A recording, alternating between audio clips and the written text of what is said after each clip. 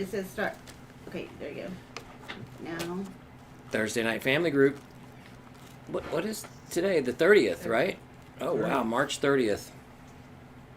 March went by fast, didn't it? Yes. Okay, we got a good topic tonight. I'm going to start with just reading about wisdom. It doesn't relate to any of the steps. When we get caught up catering to our addiction, it's almost like we are two different people, as if there are two of us tied up together. The Bible recognizes this dual nature in each of us. One part yearns for good, and the other part is drawn toward corrupt desires and animal passions. The Bible describes a kind of worldly wisdom that justifies destructive behavior and leads to disorder, instability, and confusion. We need to be aware of this type of wisdom, which is characterized by jealousy and selfishness. James wrote, "For jealousy and selfishness are not God's kind of wisdom. Such things are earthly, unspiritual, and demonic. For wherever there is jealousy and selfish ambition, there you will find disorder and evil of every kind." This kind of thinking causes us to focus on what others are and have. It makes us envy others so much that we are always dissatisfied. It is easy to become so consumed by our own desires that we become inconsiderate of others, often hurting the people we love. This type of wisdom is inspired by the devil and will lead to our ultimate destruction, since Satan's purpose is to steal and kill and destroy. If our thoughts are still dominated by jealousy and selfishness, we need to ask God to replace our earthly wisdom with His godly wisdom. We can trust Him to change our mind and our life. That's in reference to James 3:13, if anybody wants to study that later. Okay, so we're going to talk about moving forward.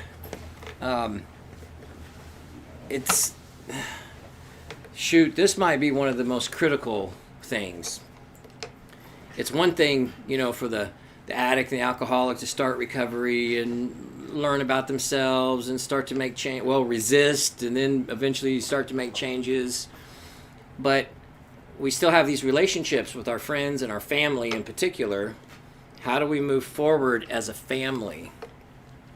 And, as everybody's dealing with, it can go kind of in, stops and starts. No one's sure really what to do, what's the right thing to do. I think it's important to always remember it's just a human process. There's necessarily, no one's going to make such a great mistake that you're going to send the alcoholic back into drinking or drugging or whatever. And the addict isn't going to make such a grave mistake as to completely alienate their family. I don't know if I've ever seen that. We're just human, and it's okay to not always have the right answers. So that's what we're going to talk about today. And we don't have an accompanying slideshow for this one for people watching on, what are we on tonight? YouTube. But I've got it broken down in just eight points that aren't real complicated. So if you want to just take some notes, you can keep up with it, or we can take a picture of the board and send it later. Just let Tina know. Okay, so point number 1, recovery is a team effort. That may seem contrary to, traditional recovery philosophy, but I'm talking about in the context of our family dynamic. Obviously, recovery is a selfish program. The recovering alcoholic addict must focus on themselves first. Tina always gives the great example of, when you get on an airplane and the flight attendant always says, they're giving instructions, loss of cabin pressure, the little masks drop out of the ceiling. And if you're traveling with small children, put the mask on yourself first, and then you can care for your children. And that's how we get better in addiction and from alcoholism, because for the first time we actually focus on self, not in the selfish way that we were just reading about, but learning how to take care of ourself for the first time. And when we learn how to put the mask on ourself first, even though it can seem counterintuitive, then we're able to help others, give of ourselves, live a consistent, productive life, etc., etc. So that's what I mean by recovery is a team effort. We've got what's known as the identified patient, the alcoholic or the addict, and then we've got the family and friends too, close friends, family members. Both parties will resist. We're in a process of change.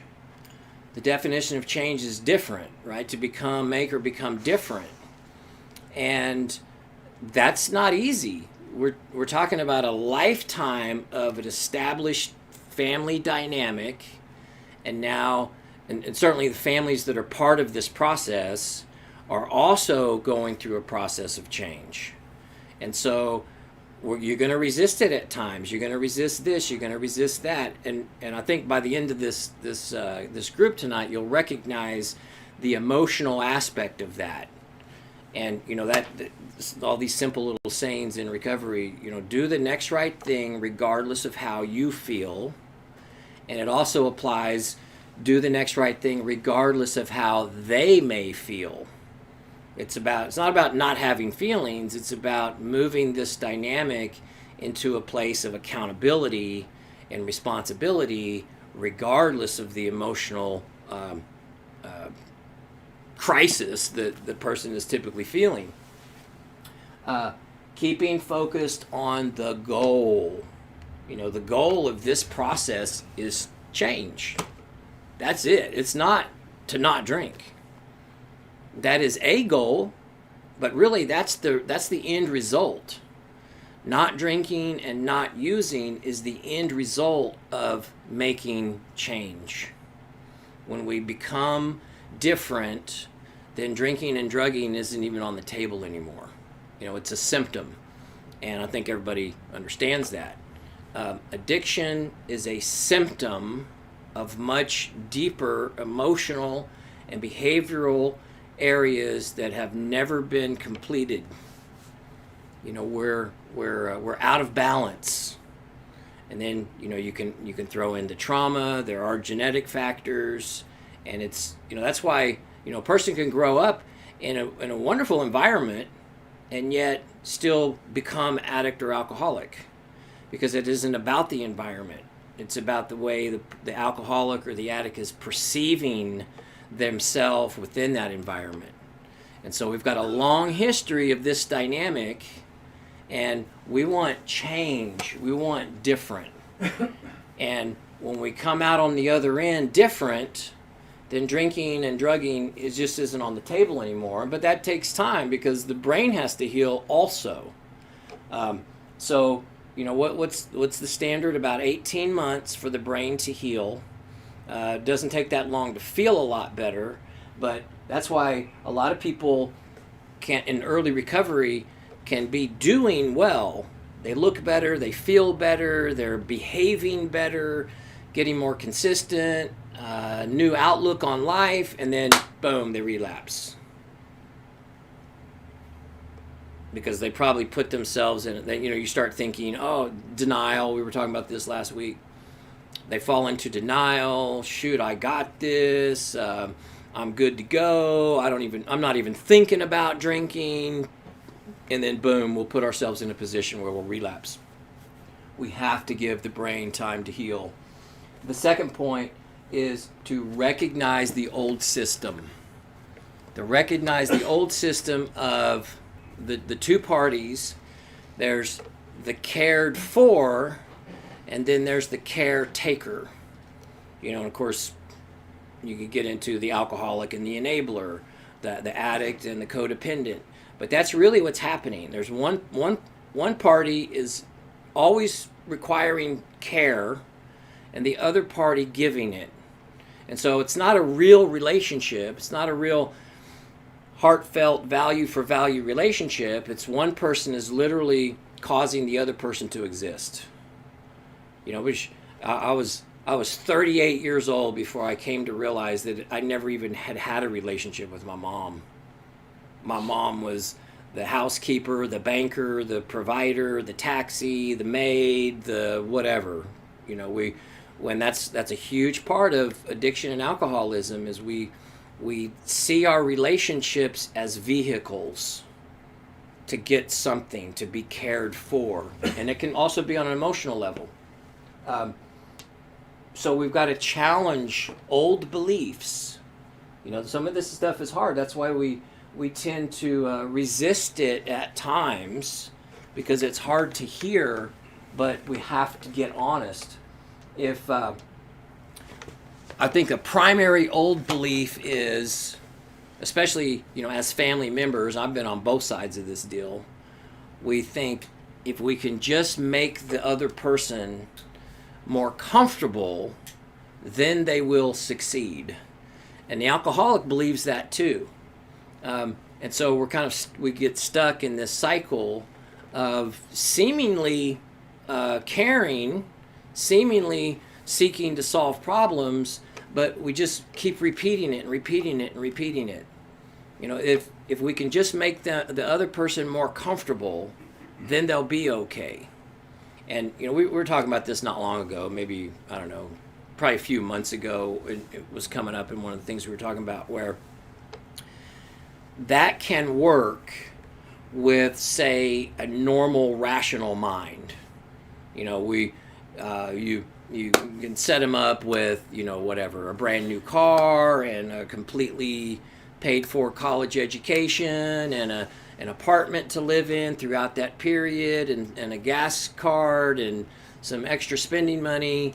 And say a normal person could thrive in that. But with part of the addict thinking is it actually can cripple us.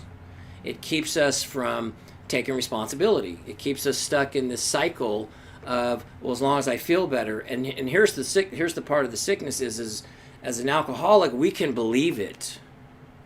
We really believe when we're in particular situations that if only I can get this thing or whatever, be able to do this thing, then I'll be okay. Then I'll really thrive. But not realizing that we've never developed what was necessary to maintain that kind of whatever care, blessing. And so we keep repeating and we keep repeating and we keep repeating, and it leaves everybody confused. We just don't understand. He had everything to work for. He had this and he had that, and we gave him this and we gave him that, and he's had all the opportunities in the world. We just don't understand. That's addiction. That's alcoholism. So we've got to change that, and that's the process that we're in now, is learning to both sides see this sickness in a new way. If only we can take away everything that makes them uncomfortable. Now think about just the lifetime of a history of caretaking.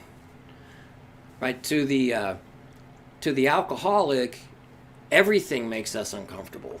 Right, sitting still can cause anxiety, and then anything to do with bills, housing, responsibilities, transportation, adulting, anything that has to do with like grown-up stuff can make us very anxious. And that becomes a trigger for our families to react. Right? Nobody wants to see their loved one uncomfortable and anxious and distraught, and we see it, but it's ongoing, and we don't understand how to really move through it. And so both parties can get conditioned into this, and that's the little circle I put on the board, the cycle there. Both parties can get conditioned in this never-ending cycle of I've got emotional distress, I need it to go away, if only you could, whatever, pay this bill, give me a ride, get my car fixed, help me with the house, blah, blah, blah, blah, blah, then I'd be okay. And everybody feels good about it. And in a normal situation, it would probably work. It would, everybody needs a boost here and there. It would help. It would be a hand, a hand up. But in addiction, it doesn't work that way. The addict brain does not function like that. So we got to restructure the dynamic, and that's really what recovery is about. Is about unpacking all of this and then restructuring it. There's so many good things there. It's important. God, I was reading this report earlier this week, and I'm gonna include it the next time we do stuff on trauma. But they now know that pathways in the brain can begin to change or become altered within the first 6 days of life. Like, child's born, and any kind of deviation that may take place, it can begin to change the pathways in the brain. Like I say all the time, it's no wonder we become addicts and alcoholics. We've gone through certain experiences, our perception can be skewed, we have low self-esteem, we already think of ourselves as less than, and the way we've tried to counter that in survival mode is, I just need to feel better, I just need to feel better, I just need to feel better. If only this would happen, then I wouldn't have to feel bad, and if only this could happen, I wouldn't have to feel bad. What we didn't establish is a personal ability to achieve those things. So we have to look outside of ourselves, right? We do what we do, and parts of that can be very successful. But we always cycle back around through our own decision making, our own, or lack thereof, our own maladaptive thinking, maladaptive behaviors, to where we require rescue. And I'm not talking about help. We're humans, everybody needs some help. We're not talking about help. What's happening in this never-ending dysfunctional cycle is we're offering, as family members, we're offering relief. And that's all the addict is requiring. And a lot of times that's all that the families or friends require, is that if we can just provide instant relief, then everything will be okay. But that's part of the old belief. We got to start thinking differently. It reminds me of that old saying, you can, I know it's kind of corny, but it does fit. You can, teach a man to, or you can give a man a fish, he eats for a day, or you can teach him to fish and he eats for a lifetime. And so what we've been doing, as addicts and alcoholics, we've been seeking a fish, right? I've got this crisis, which isn't normally actually a real crisis, but to us, it's everything. It's anxiety building. Oh my God, oh my God, oh my God. And by the way, we can present that in many different ways. It doesn't have to be like I'm displaying right now. Oh my God, oh my God, oh my God. It can be, we isolate, we get very quiet, we hope that you'll read our minds. You ask us questions and we give you vague answers. How are you doing today? I don't know. Well, what's wrong? Nothing. It's manipulation. We can manipulate our friends and families just with our disposition, the way we present ourselves. Because remember, this is a lifelong thing. So, we've learned a few tricks along the way without even realizing that we were developing a very specific technique of manipulating.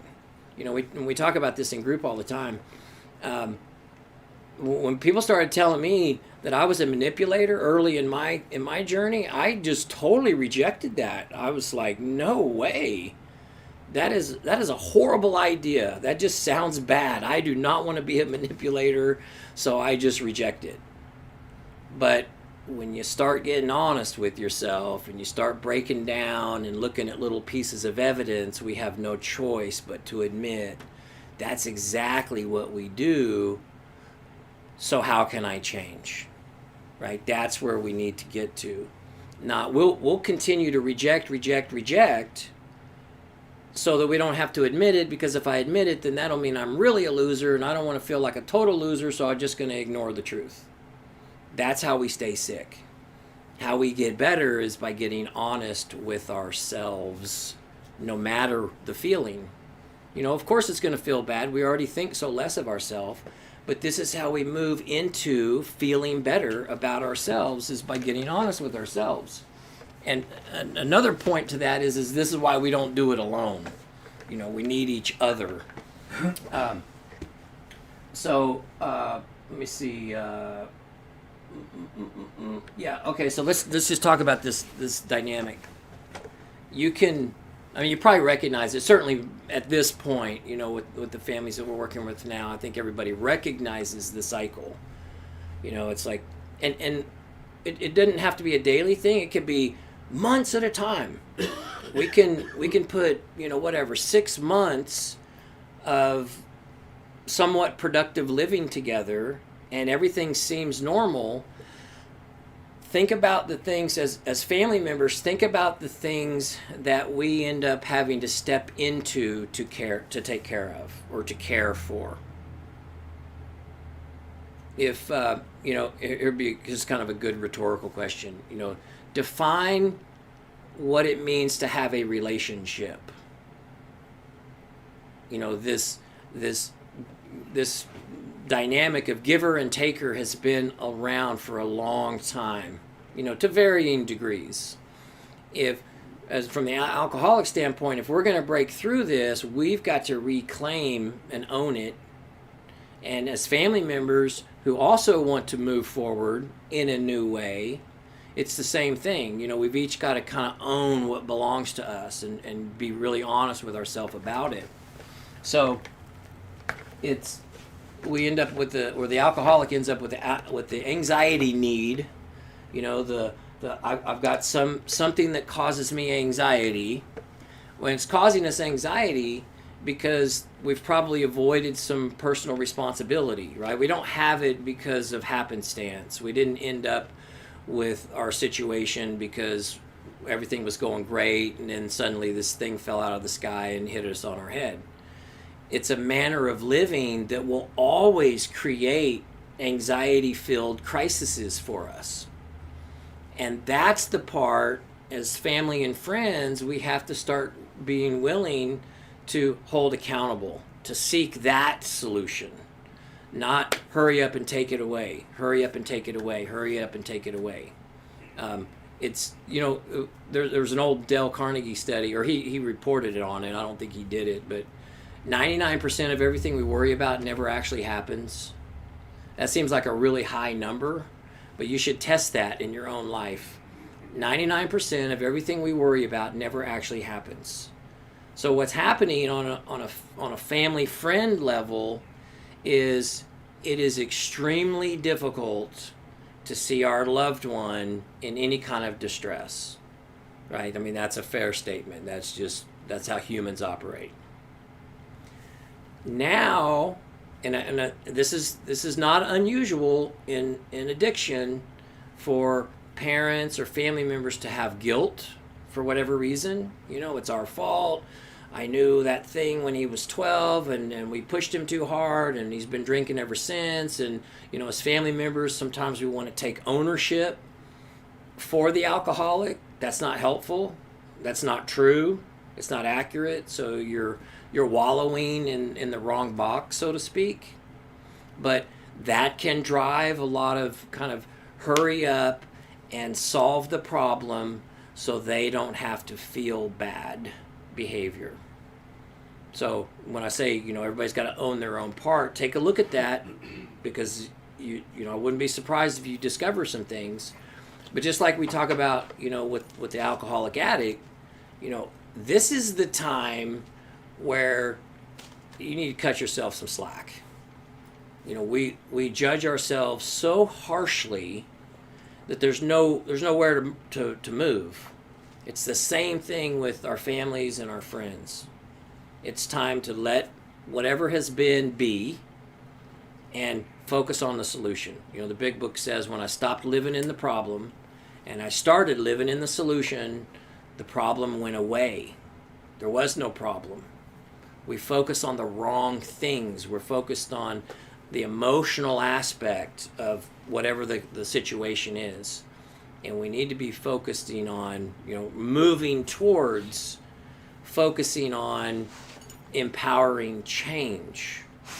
What can you do differently? What can I do differently? How can we move through this in a different way than we've always moved through it? It doesn't mean that the alcoholic still doesn't need help and the family members still don't want to give help, but we create a new dynamic. There's some good points you can memorize when you're in a pinch or you're in a situation and you're not sure which way to go. Don't do for the alcoholic what they can do for themselves. That's a really good rule of thumb moving forward, just kind of as it'll get a lot deeper than that, but think about that, because we tend to jump in and not just do things for the alcoholic addict that they can't do for themselves in any given moment, but we'll take on things that they could do. We talk about that ad nauseum, like make a phone call. We'll help you with this, but we expect you to do this, and you create a value for value relationship.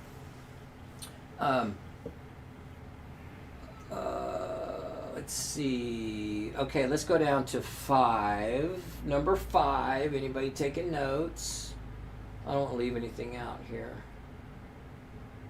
Okay, number 5, healthy relationships. And we'll probably do this one soon. We've got a whole lecture on healthy relationships. But, what does a healthy relationship look like? It's equal, or it's balanced, right? There's value for value. Each person is giving to the relationship, and each person is receiving from the relationship. And each person is their own identity, right? In an unhealthy relationship, the identities can become enmeshed.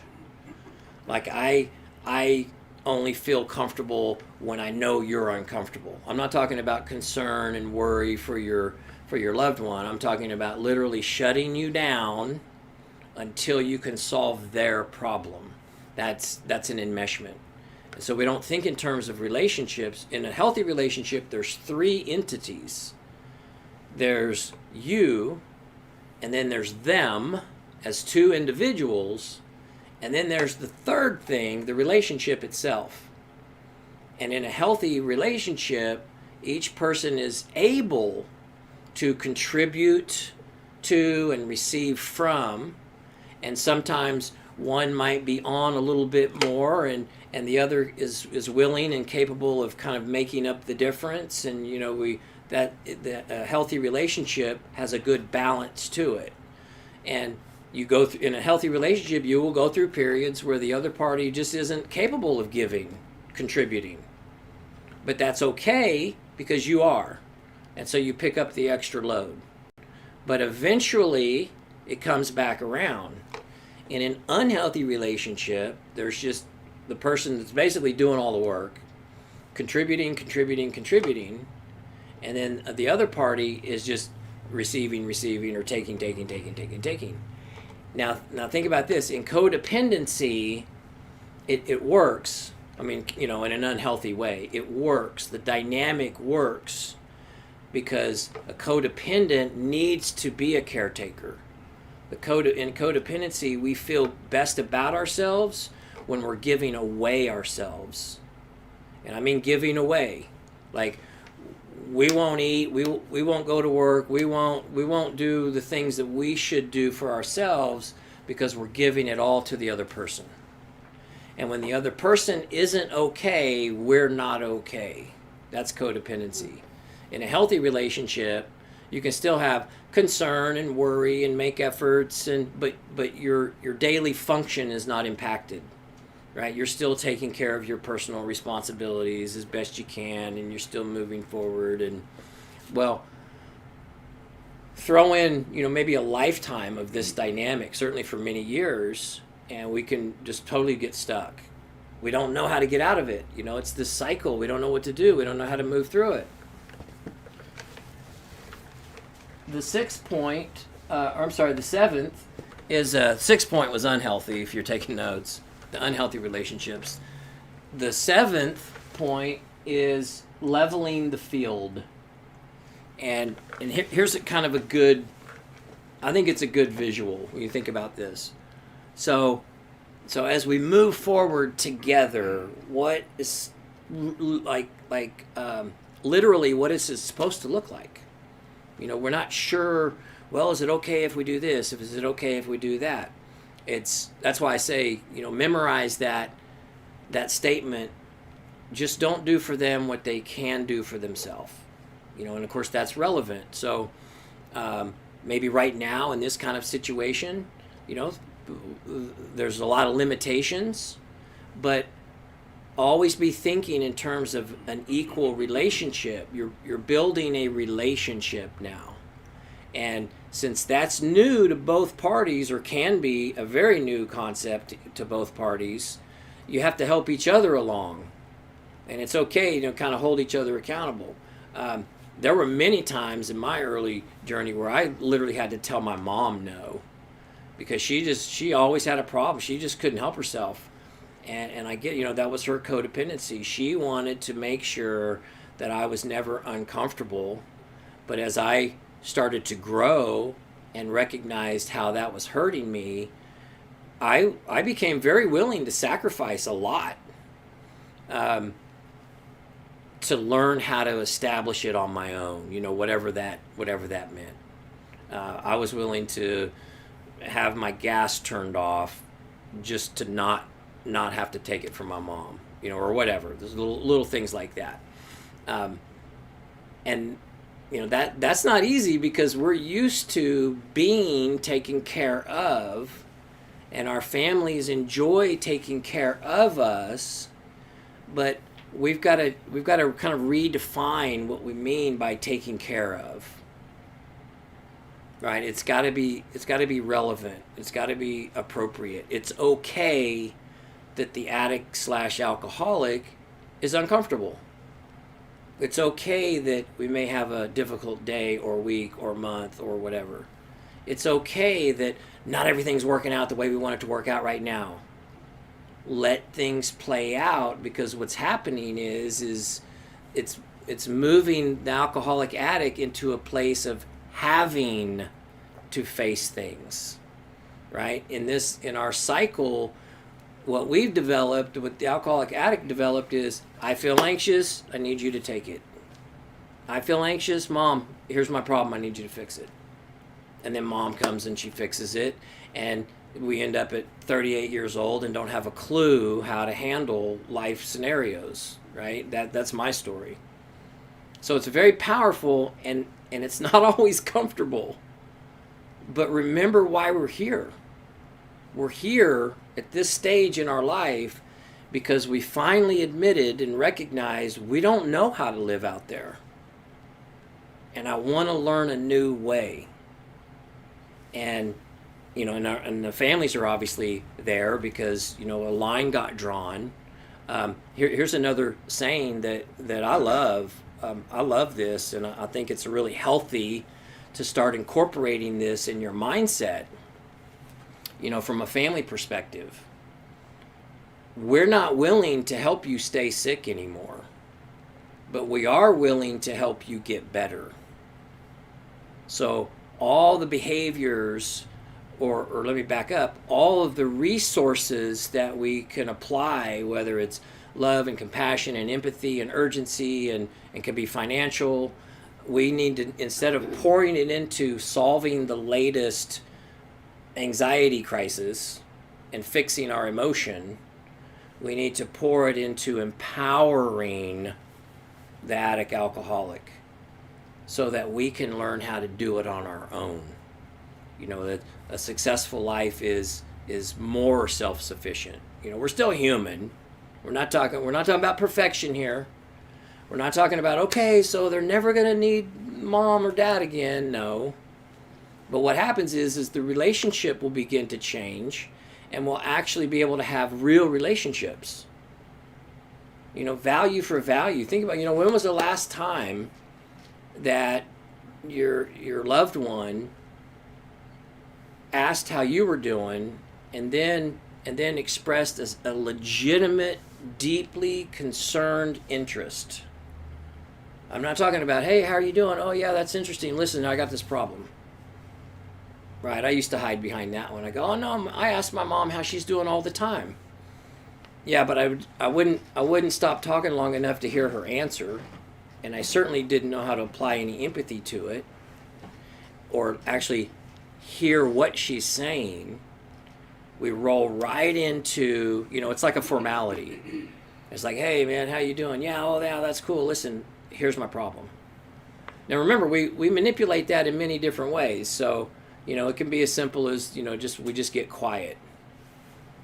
We force them to kind of draw it out of this. Hey, how come it doesn't sound like things are going good? What's going on? And we can do this mopey little victim thing very well. But recognize that's the sickness. That's the dynamic that has gotten developed over this whatever your period of time is. And if that's all that's ever happened in that relationship, then nobody knows how to get out of it. In fact, a lot of people don't even recognize it. You just think that's the relationship. Oh God, there's Miles again. He's always needing something. And my grandfather used to actually tell me that, and I thought it was funny at the time.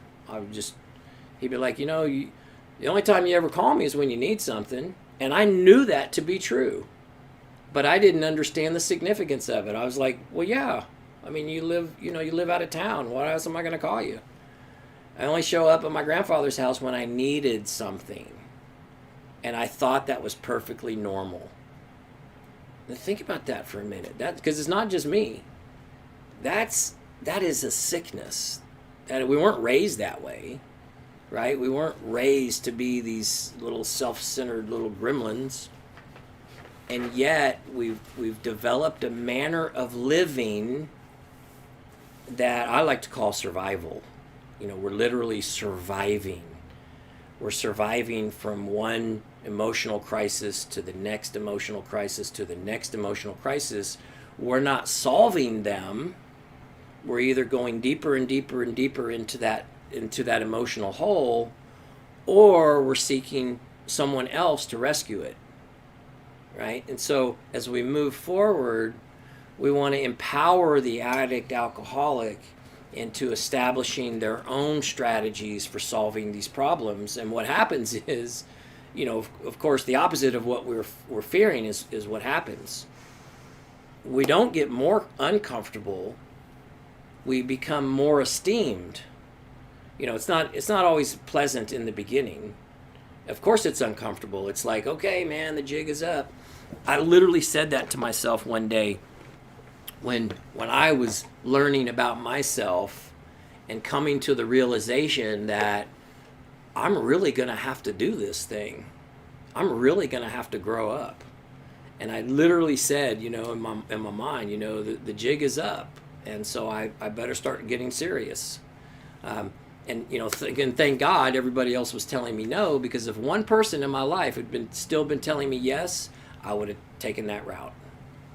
So it's a good thing when we draw our boundaries and we say we're not willing to help you stay sick anymore, but we are willing to help you get better.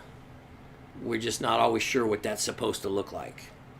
And so that's why the solution is so critical. There's one more that I have to cover, and that's the point number 8. One of the techniques that we use, that addicts use, is not just addicts and alcoholics. It has to do with immaturity. Is that beware the injustice technique. This is something that I think most of us in like addicts, alcoholics, don't don't even fathom that this is happening. We don't see it as any kind of manipulation technique because we've lived in it for so long, right? We think it's normal behavior. But I'm gonna let's break it down and you'll recognize what it is. And injustice, we were talking about this not long ago with, what's the quickest way to get, say, Mama Bear's reaction? If Mama Bear thinks something is threatening her baby cub, you better look out, right? Because Mama Bear is going to get you. And so what we learned as in childhood, that whenever I am distressed, whenever there's a threat against me, there's some sort of injustice, the world is being mean, somebody's not treating me right, I've experienced something that's not fair, then boom, we can manipulate Mama Bear. It doesn't mean that that we haven't had some of those experiences, but where it becomes so detrimental is it becomes a manner of living for us. And we still use it today until change occurs, until we change it. We have to recognize it. And so think about, whatever, the last 5 times that, as a family member that you jumped in, you solved this problem, you made it go away, you made the anxiety go away temporarily, or at least you thought you were. Think about what preceded that.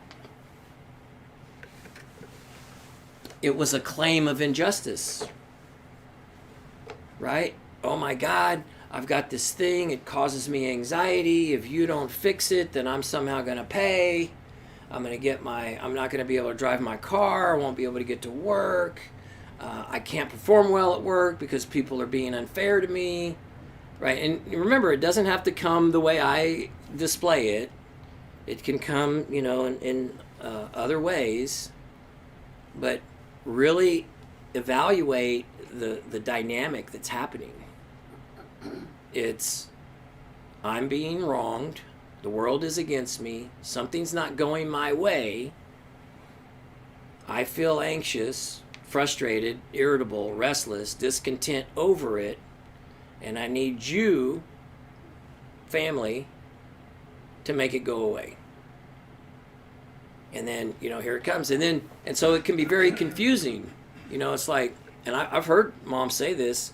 I think my mom believed this, that her sons, her two of her boys, myself and Justin, were just ongoing victims of injustice, that the world was just treating us so bad that, it didn't matter whether we would rent an apartment and then they would just for no reason at all evict us. Or you get a car and get it repossessed, and oh my gosh, they're just so mean. And no, we manipulated that. We don't really live a lifetime of injustice. Of course, everybody experiences injustices, but it doesn't have to be a big thing. It can be as simple as, if only I had this thing, I wouldn't have to feel like I feel, and then here comes family and friends to make sure I get that thing. So that's why I say it's okay that we're uncomfortable. You got to let us be uncomfortable. So it's okay we don't have everything. It's okay it's a good thing to experience stress. That's how we learn to move through it. And so as family members, when you're dealing with the alcoholic addict, stop reacting to our emotional pleas and start responding to what the goal is. Well, I'm very sorry that you're experiencing that. What can you do differently? And put it back on us. Oh gosh, I don't know. I just need this thing, and then I want to have to. Yes, I understand all that. But what could you do different? How could you handle this situation differently? Well, it just should have never happened. No. Real life is we get ourselves in situations.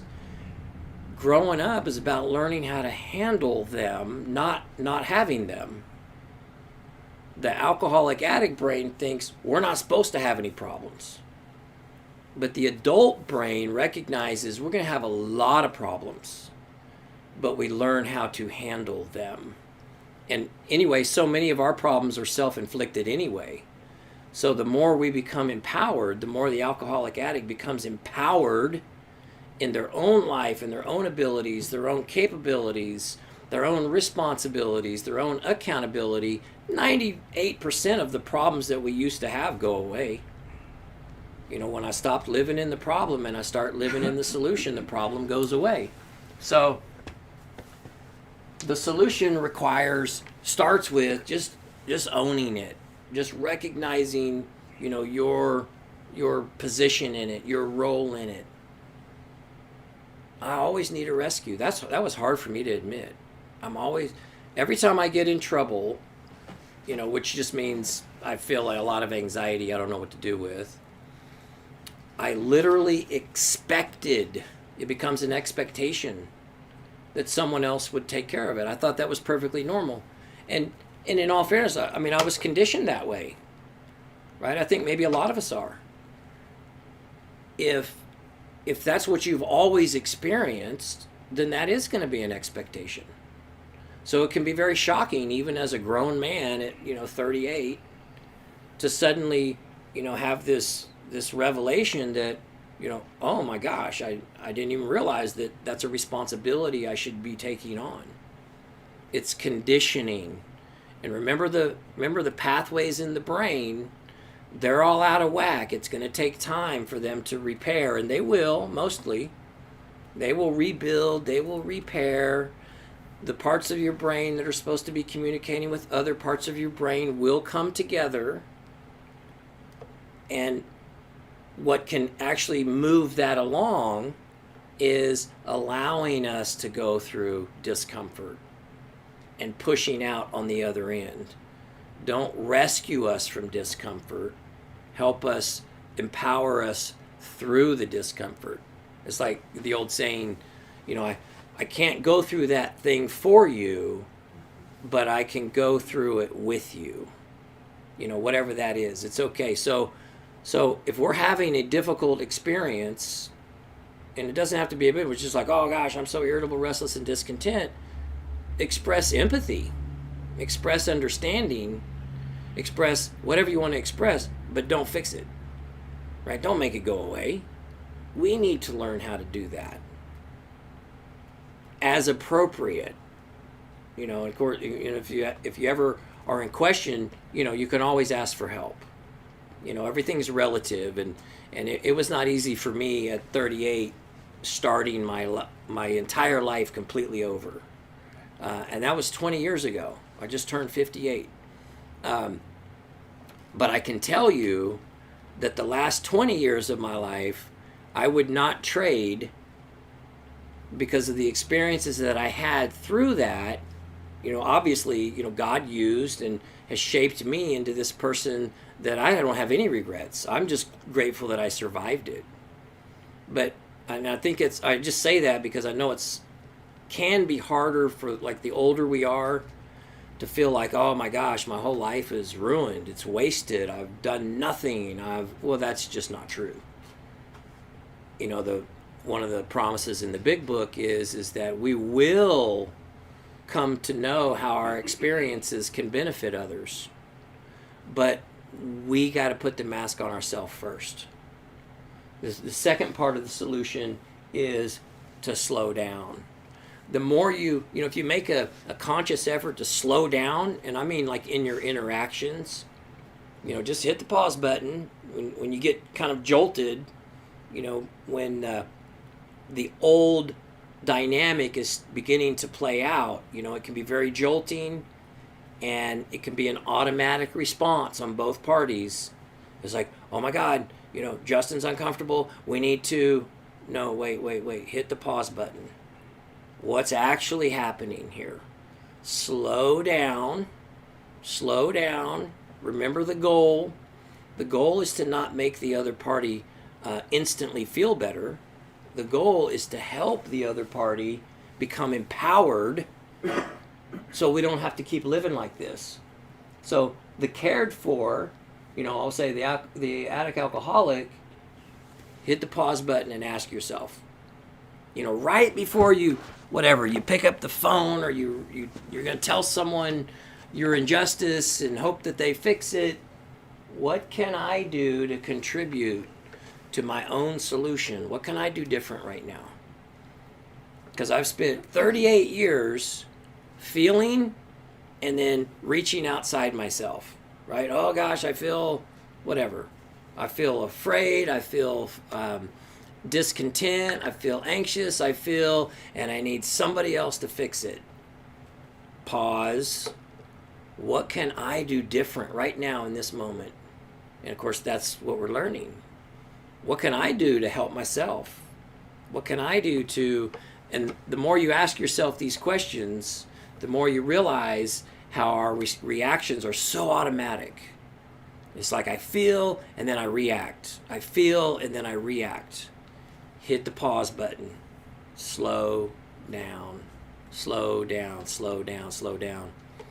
There's a lot of trauma involved in that part of the dynamic too, that a lot of times we're reacting to. And that's why we spend so much time on trauma.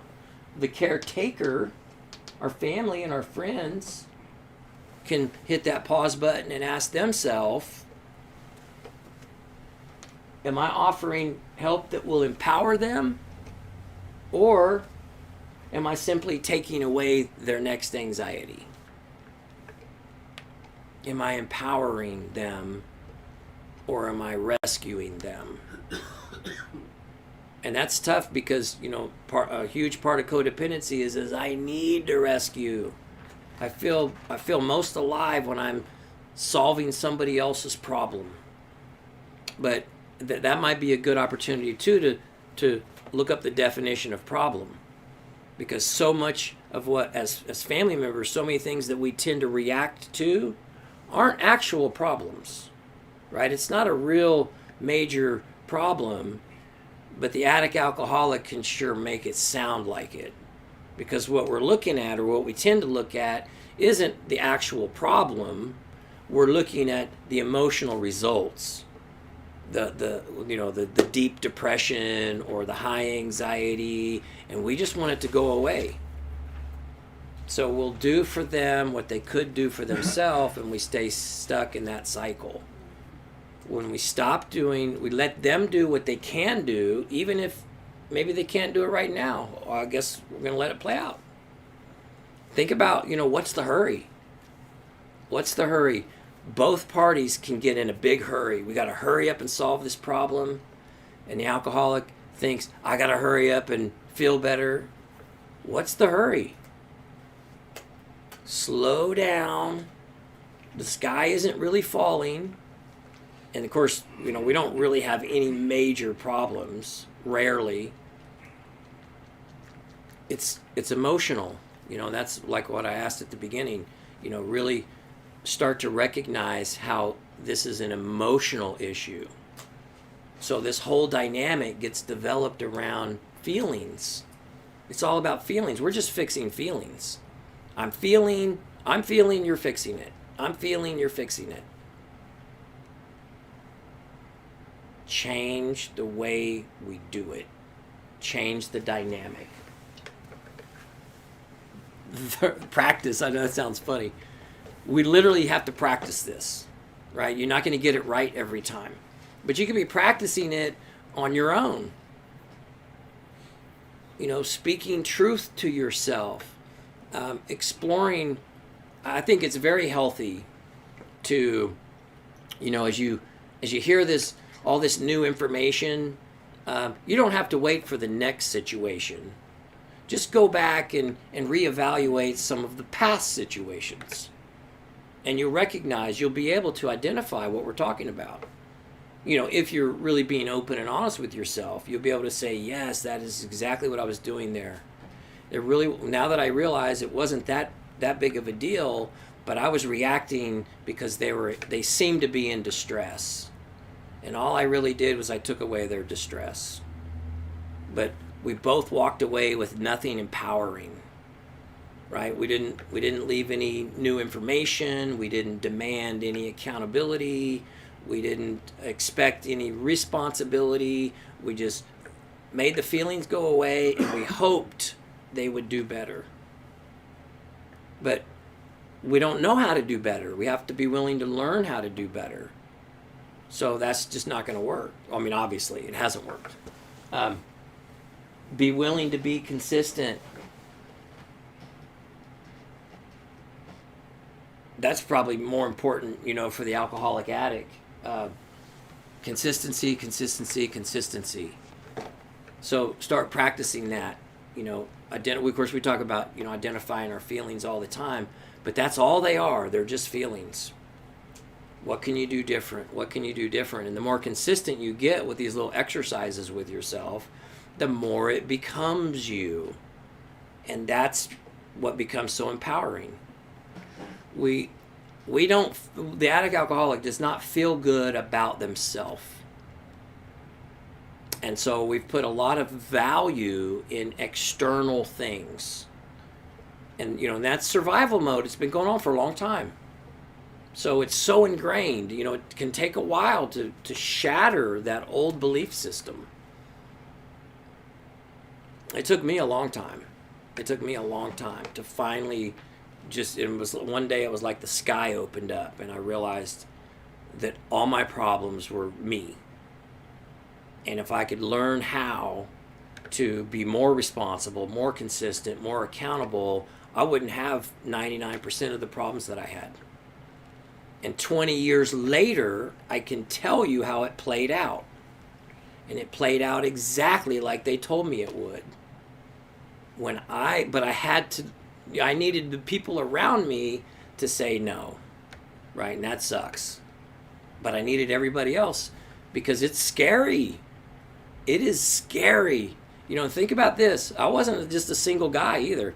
When I was 38 years old, I'd already been married once and divorced. I was married again to my beautiful bride to still today, 24 years, and had children, had a career, had education, and I still thought like a 12-year-old child.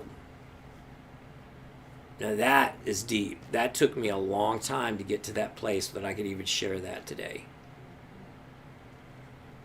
But that's how it ends. Well, I mean, it doesn't end, but that's where we get to. When we get brutally honest with ourselves, life changes in ways we can't even imagine. If we keep rejecting, I don't really do that. That doesn't really make sense. I don't see that. Maybe once or twice, but not on a regular basis. We're not going to make it. We got to get brutally honest with ourselves, and our families and our friends can help us do that. It's so powerful when families are involved in this process. The families can't save us, but the ones that are willing to look at themselves and change the way they interact with us, I mean, it's a powerful, powerful recipe for success. We're like right at 1 hour. When has that ever happened? Never. Okay, so does anybody want to share anything before we cut it out? Any comments or anything? Oh, we don't take comments on YouTube. Sorry. Yeah. Yet. I'll figure out how to do that. Eric, you're gonna have to show me how to do that. I don't think you can you? I know you can. Yeah, it's got the little chat box there. Oh, that's right. Yeah. That's right. Yeah. We'll have to figure it out. Go ahead and stop. Yeah, OBS made some really cool updates, and now it automatically links with YouTube. You want to say bye? We don't have to go through all that. Yeah, okay, so anyway, food for thought. We started a podcast last week, and right now it's on YouTube and, some other site. I got to get better at that. YouTube right now. But we're talking about a lot more of our personal story and a lot of the stuff that we talk about in group, and just check it out. Eric's going to make us an amazing intro with music and stuff, and so it'll be really slick. Okay, we're out. Stopped recording. Yeah. And then you got to go over here and end it on YouTube and stream. Oh. I always forget that part in Uh-huh. stream. I know, me too. Well, because I think one time we were